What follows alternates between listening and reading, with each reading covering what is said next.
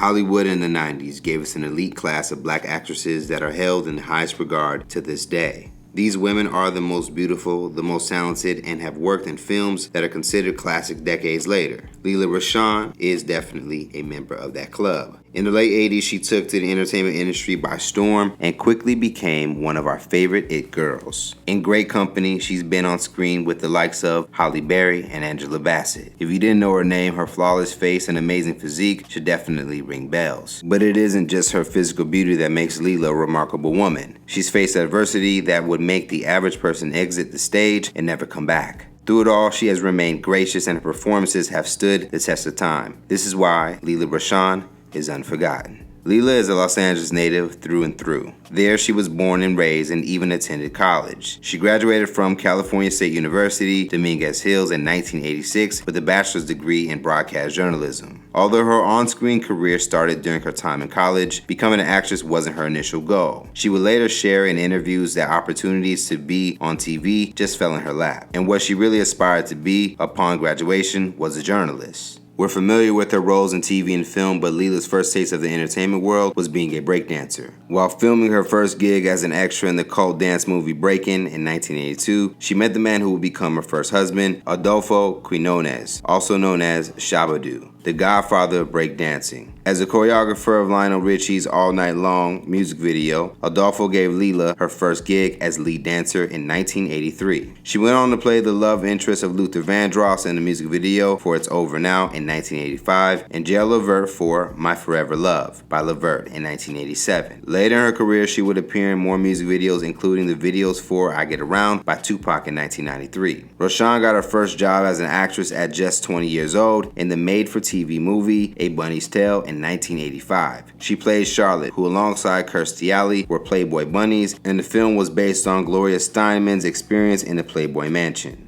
In between starring in music videos and TV movies, not to mention while still in college, Lela was a Spudette, starring in over 20 commercials as a spokesperson for the Spuds McKenzie Bud Light brand. She recalls this role being the reason she decided not to pursue journalism because she got the job in May and graduation was in June. She would end up traveling all over the country as a Spudette and even appeared in Super Bowl ads and talk shows like Good Morning America. In an interview, she told Joanne Quinn, "By the time I graduated, I figured my foot was already in the door in show business. I had just as much of a chance of becoming an actress as a newscaster, so I just kept pursuing that." The Waiting to Exhale actress feature film debut was in 1986 blaxploitation film Foxtrap starring Fred Williamson. But like many of your favorite entertainers, Lela considers her role in The Cosby Show to be her first big break. In 1987, she played Veronica, a friend of Denise Huxtable, who was young, pregnant, and getting married. She would go on to appear in multiple other TV shows until she got what she deemed her first real movie role as Sunshine in Eddie Murphy's only directorial effort, Harlem Nights. In this cult classic, Eddie Murphy and Richard Pryor play Quick and Sugar Ray, two nightclub owners who run into some trouble with a local gang. Lela's character Sunshine is a call girl who was enlisted by the duo to seduce and distract the opposition. She was considered the baby of the cast and co-starred alongside other big names like Red Fox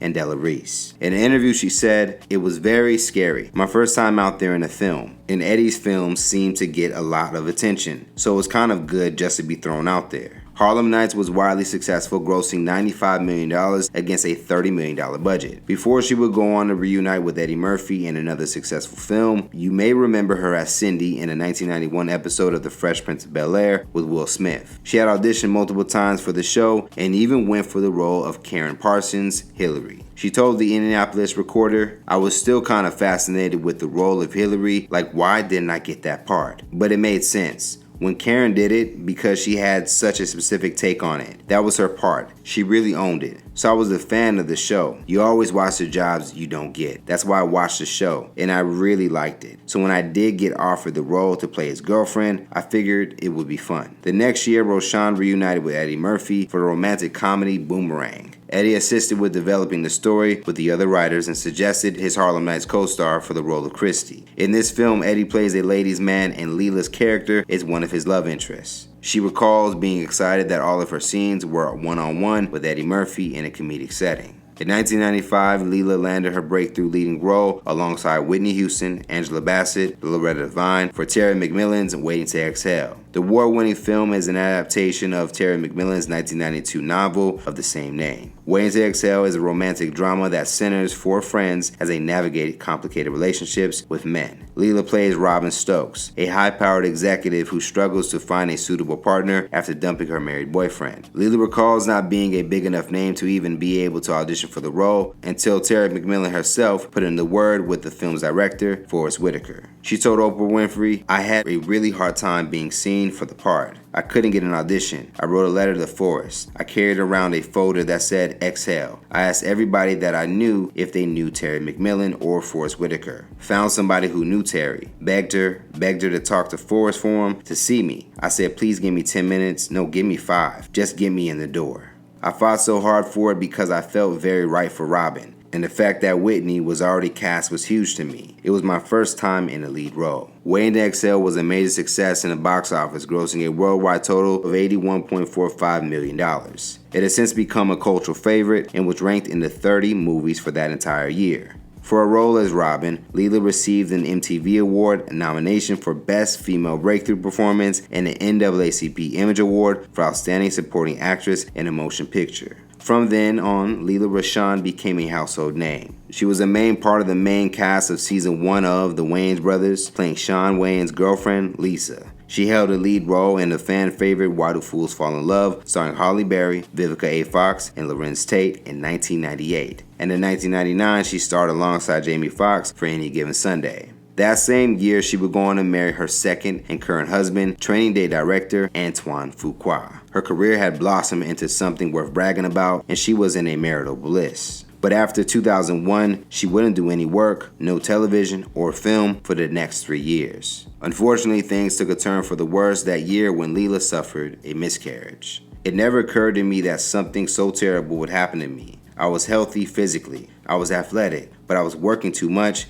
and I was stressed. A week before I lost the baby, I was at the Golden Globes smiling and grinning on the red carpet. I didn't realize how stressed I was. Lela stresses how important it is to listen to your body. The night before I lost the baby, I crawled up the stairs thinking that I wouldn't make it because I was so tired. I was working 16-hour days. I was extremely unhappy on the cable network show and they weren't respectful of my pregnancy. I couldn't even find my chair to sit down in between takes. I finally made it up the stairs that night and I laid down. The next day, I went to work and my water broke. You have to listen to your body.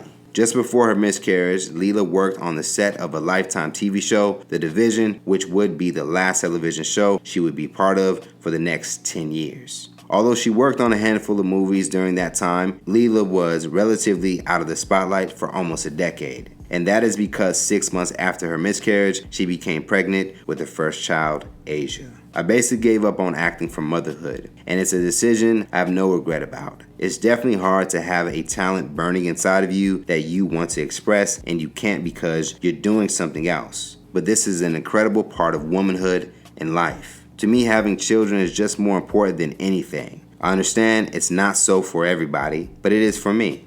Lela would go on to have her second child, Brando, in 2004, and her family was complete. The couple would go on to be married for nearly 20 years before their union was tainted with a scandal.